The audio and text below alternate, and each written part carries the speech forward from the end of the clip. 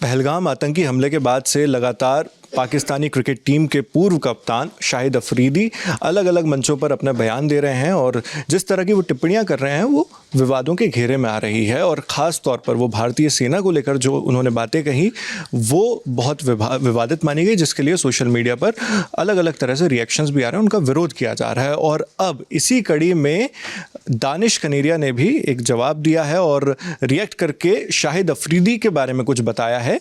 क्या कहा है उन्होंने, ज़्यादा जानकारी हमारे साथी विपिन देंगे। जी विपिन। देखिए, दानिश कनेरिया जो हैं वो खुद भी पूर्व क्रिकेटर रहे हैं पाकिस्तान के, एक हिंदू क्रिकेटर रहे हैं और लगातार वो पाकिस्तान के अंदर अल्पसंख्यकों के साथ होने वाली चीज़ों पर बयान देते रहे। भारत को लेकर भी लगातार उनके वीडियोज़ और कमेंट्स आते रहे। अब उन्होंने एक ट्वीट किया है जिसमें उसी वीडियो को शेयर किया है जो शाहिद अफरीदी का वायरल है, जो उन्होंने केजे एकेडमी में जाकर दिया था और जिसमें उन्होंने भारत को लेकर, पहलगाम हमले को लेकर बहुत सारी बातें कही थी। दानिश कनेरिया ने जो ट्वीट किया है उसमें उन्होंने कहा है कि उन्होंने मेरे पे दबाव बनाया कि मैं इस्लाम धर्म अपना लूं और कई मौक़ों पर जब मैं टीम में होता था तो मेरे साथ खाना खाने से वो मना कर देते थे और उस वक्त मुझे बहुत अपमानजनक स्थिति लगती थी। पूरा ट्वीट मैं आपको एक बार वो पढ़ के एक बार शब्दशः पढ़कर बता। जी, उन्होंने कहा है कि उन्होंने लगातार खुद को चरमपंथी विचारों के साथ जोड़े रखा है। मेरी राय में उन्हें भारतीय टेलीविज़न या देश के भीतर मंच नहीं दिया जाना चाहिए। इसके अलावा उन्होंने मुझे इस्लाम धर्म अपनाने के लिए मनाने की कोशिश की और मेरे साथ खाना तक खाने से इनकार कर दिया, जो मुझे बेहद अपमानजनक लगा। यहाँ पर जब वो उन्होंने कह रहे हैं, मतलब उनका मतलब शाहिद अफरीदी से, बिल्कुल शाहिद अफरीदी से है और देश के अंदर मंच देने के बाद वो पाकिस्तान को लेकर कह रहे हैं कि उन्हें कहीं भी कोई मंच नहीं दिया जाना चाहिए।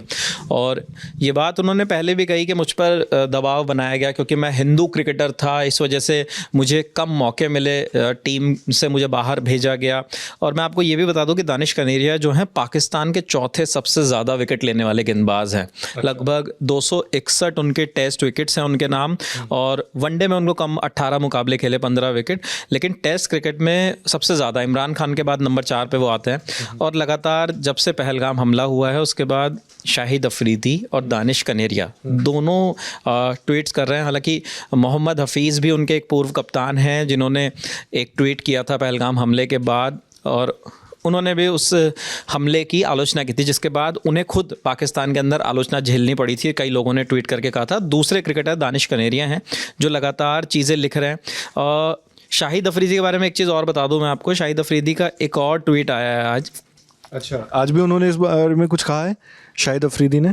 आज यानी 29 अप्रैल को हम ये वीडियो शूट कर रहे हैं, तो 29 अप्रैल की ये खबर है। अगर उन्होंने ट्वीट किया तो इस तारीख पे किया। जी, आज शाम लगभग 4:23 पर उनका ये ट्वीट आया और ये ट्वीट उन्होंने शिखर धवन को जवाब देते हुए कोट करते हुए लिखा है, जिसमें उन्होंने एक तस्वीर शेयर की है, साझा की है।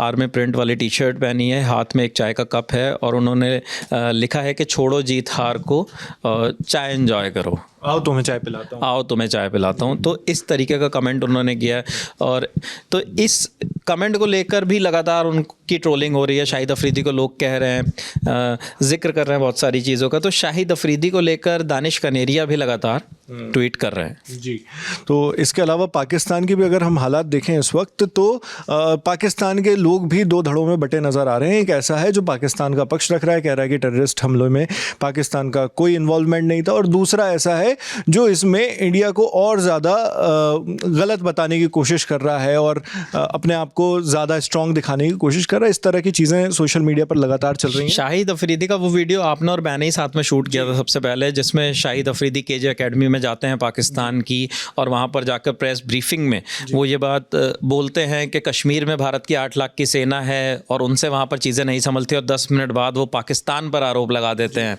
तो बहुत वो भी विवादित वीडियो था और विवादित कमेंट थे।